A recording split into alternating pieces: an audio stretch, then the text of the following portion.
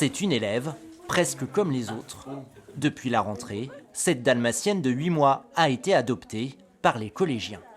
On passe par la permanence ? Oui, c'est une ado, elle a quelques mois, elle est petite, elle est jeune, elle court partout, donc c'est une responsabilité de devoir s'occuper d'elle et de devoir faire attention.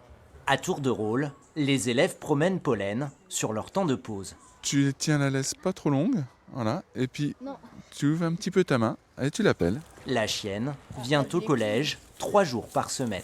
Doucement, Pollen. Elle nous aide à être moins timide, plus envie d'aller vers les autres. Parce que quand elle est dans la cour, du coup, tout le monde est autour d'elle et ça, vu qu'on a un point commun, on se fait des amis. Il y en a pas ? Ce chien pédagogique est utilisé pour la première fois en France dans un collège public. Une idée de cet infirmier scolaire. Grâce à Pollen, la parole des élèves se libère naturellement. On s'est tous confiés quand on était enfant à un animal, il garde nos secrets. Et c'est vrai que là, pour le coup, Pollen, elle rappelle un petit peu ça, elle rappelle un petit peu l'animal qu'ils ont chez eux ou celui qu'ils n'ont plus, et elle facilite.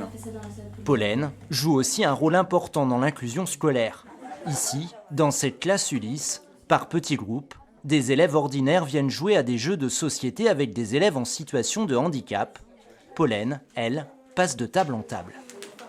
Ça leur permet aussi de discuter entre eux. C'est un moyen de communication, de langage. Voilà. Ils vont être amenés à discuter du chien, de ce qu'ils aiment. Ah, il aime manger ça. C'est un bon chien, il est attentif. Il marche beaucoup, il court beaucoup. Je vois, des fois, il aime qu'on caresse et tout, il rigole. Tiens, vas-y, donne-lui à la place.